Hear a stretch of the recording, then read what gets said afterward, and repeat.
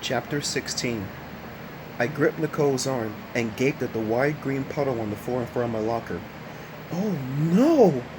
I knew at once what it was. The monster blood.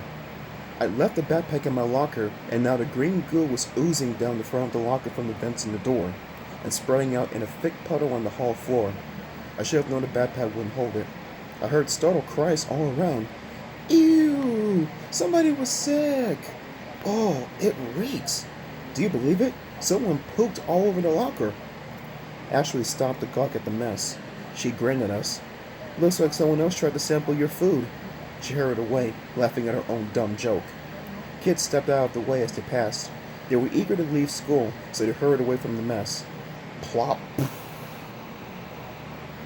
I gasped as the blob, I gasped as a big blob of it pushed out of the locker and smacked the floor. My whole body shuddered. It's totally out of control. What are we gonna do? I think I have something we could put it in, Nicole said. I'll be right back. She took off running down the hall. I crossed my arms in front of me to keep from shaking. More kids hurried past. Nathan came walking up. He squinted at the green puddle. Whoa! Sasha, are you sick? What'd you eat for lunch? I didn't do that, I snapped. He shrugged and strutted away.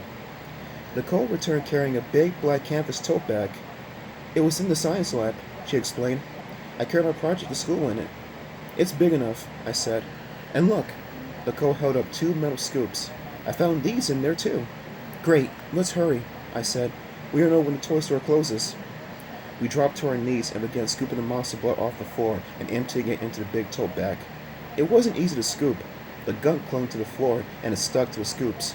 It made sick popping and squishing sounds as we dumped it into the bag. I opened the locker door and a tall wave of monster blood came pouring out. This is impossible, I said, sighing. That toy store guy better give us our money back. Somehow Nicole had monster blood tangled in a thick strand of her black hair. She struggled to pull it out with both hands. This stuff is dangerous, I said. I turned to help her. I held the strand of hair and plucked the green goo. That guy Bardo is putting the public in danger. Let's just get the monster blood back to him, Nicole said, sweeping her hair behind her head. I can't say how long we worked. It seemed like years. The hall was empty by the time we had all the monster blood stuffed into the tote bag. The bag didn't have a zipper, so we couldn't completely close it. We fastened the snaps and on the flap as best we could. I slammed the locker door shut, and we made our way to the exit. It was a gray day, dark clouds hanging low overhead. The air felt steamy wet, as if rain was on the way. I tried to carry the bulgy bag in one hand, but it was too heavy, so I pulled the straps over my shoulder and walked with it under my arm. We crossed the street and started up the next block. A soccer ball came bouncing in front of us, and I nearly tripped over it. I grabbed the bag tightly against my side to keep any gunk from spilling out. Some boys from elementary school came running after the ball. Want me to carry it for a while? Nicole was still pulling at her hair. I'm okay, I said. It's a short walk. I remember the toy store was about 2 blocks from the TV studio where we had our kitchen disaster. On the lawn across from us, 2 squirrels were battling over an acorn. Nicole and I were less than 3 feet away, and they didn't seem to care.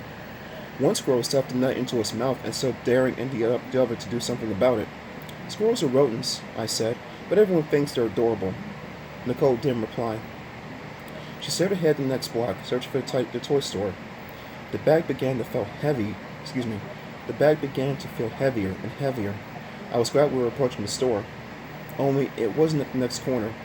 I could swear this was a block, Nicole said, scratching her head. I sat the bag down on the sidewalk to rest my aching shoulder. I peered across the street. The store on the corner was a dry cleaner. The store next to it was vacant. I guess it's one more block, I said. I could feel a cold raindrop on my forehead. I hoisted up the tote bag. Hurry, we don't want to get drenched. The wind picked up, and I felt more raindrops on my head. We leaned into the whistling gusts and made our way down the block. We passed 2 houses that were dark and a small park with fresh tulips swaying from side to side in the wind. There it is, I think, Nicole said, pointing. But she was wrong. The corner store had a sign in front of its window, Shoe repair while you wait. A small diner stood next to it with a blinking neon sign over the door that said Eats and Treats. I set the bag down again. I don't remember those stores, I said. I had a sudden heavy feeling in the pit of my stomach. I lived in the neighborhood forever, and my voice trailed off. I've gone by here 100 times, Nicole said, squinting at the two stores. I don't remember seeing these stores at all. The rain began to patter the sidewalk. I pulled my jacket tighter. I wish I'd worn a hoodie or something to cover my head. Did we go the wrong way? Nicole asked. She swung around and peered in the other direction. No way. This is the right corner. But where's that stupid toy store? Her voice trembled. I felt kind of shaky, too. I gazed up at the dark sky. We're going to get soaked, I said. Maybe we should just go home and try tomorrow. Nicole opened her mouth to reply, but a loud shout made her stop. We turned to see a man running full speed on the sidewalk, waving both hands and shouting at us, Stop right there! Don't move!